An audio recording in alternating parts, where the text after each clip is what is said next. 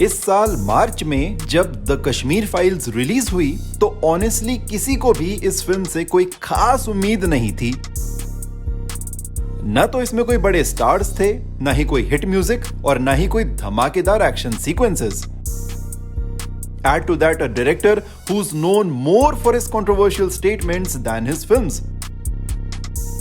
And furthermore, इसके एक हफ्ते बाद ही रिलीज हुई अक्षय कुमार की film Bachchan Pandey box office पे बुरी तरह पिट गई। Now, when a bankable superstar like Akshay Kumar bombed, did Anupam Kher even stand a chance? Turned out that he did. The Kashmir files न केवल एक स्लीपर ब्लॉकबस्टर बनके उभरी, बल्कि as of now it is the second highest grossing Bollywood movie of 2022 with a worldwide gross collection of rupees 341 crore. It's second only to Brahmastra Part 1 Shiva that has earned rupees 431 crore so far. But given the fact that the budget for the Kashmir Files was less than even 1/4 of that of Brahmastra, it is no small achievement for Vivek Agnihotri and Anupam Kher. To further put things into perspective, collection के मामले में इसने भूल भुलैया 2 और गंगूबाई काठियावाड़ी को भी बहुत पीछे छोड़ दिया। But it hasn't been all victory and glory for the Kashmir Files. A lot of people criticized the film for its historical inaccuracies and political exaggeration. और अब इन लोगों में नाम इजरायली फिल्म मेकर नदाब लापिद का भी आ गया है।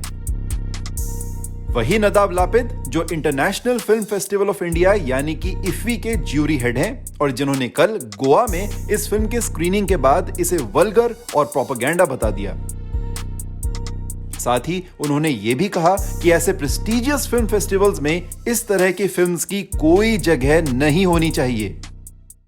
We were all of us disturbed and shocked by the 15th film, by the movie Kashmir Files, that felt to us like a propaganda vulgar movie, inappropriate for an artistic competitive section of such a prestigious film festival. नदाब के इतना कहते ही मानो तूफान आ गया।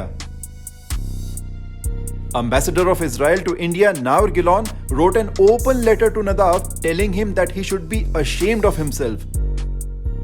He also added कि नदाव तो ऐसे controversial statements कह के वापस इजराइल चले जाएंगे, मगर उनकी इस गलती का खामियाजा यहां रह रहे इजरायलीज को भुगतना पड़ेगा।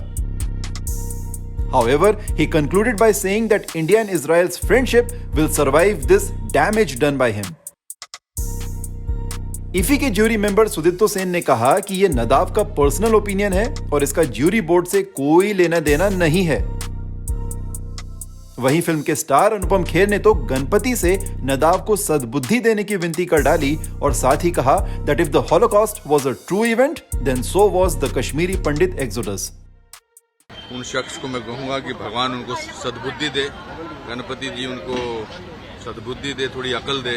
अगर हॉलोकास्ट सही है तो कश्मीरी पंडितों का एक्सोडस भी सही है। He also claimed that it seemed like a pre-planned statement. ये एक प्री प्लान मुझे लगता है, मैं जितना ज्यादा जानता नहीं, ऐसा प्री प्लान लगता है कि प्लानिंग किया गया है, बिकॉज उसके बाद इमीडिएटली टूल किट गैंग जो है वो सक्रिय हो गया। अनुपम खेर ने ट्वीट भी किया कि झूठ का कद कितना भी ऊंचा क्यों ना हो, सत्य के मुकाबले हमेशा छोटा ही होता है। And in an Insta post he said that Kashmir files का सच कुछ लोगों के गले में एक कांटे की तरह अटक गया है। कश्मीर का सच उन्हें पच नहीं रहा है और वो चाहते हैं कि उसे किसी अच्छे रंगीन खुशनुमा चश्मे से देखा और दिखाया जाए, और यही वो करते आए हैं पिछले 25-30 साल से। वहीं another actor from the film, Darshan Kumar, in an interview with the Times of India, said that while everybody is entitled to their own personal opinion, the Kashmir Files is not based on vulgarity but reality. But the biggest stakeholder of the film, director Vivek Agnihotri, ने कुछ अलग ही अंदाज में अपना disappointment व्यक्त किया। He posted a cryptic comment where he said that truth is the most dangerous thing. Filmmaker Ashok Pandit called Nadav's statement a shameless act of abuse and demanded an apology from him, while Ranveer Shori said that the usage of such language to describe a film reeks of politics. Nadav, who is now left to fend for himself, hasn't yet reacted to all this. And we hope he doesn't. सच या झूठ ऐसे public मंच पर personal opinion देना is so not cool. Do you agree with what he said? Do let us know in the comments and don't forget to subscribe to Shosha for your daily dose of entertainment.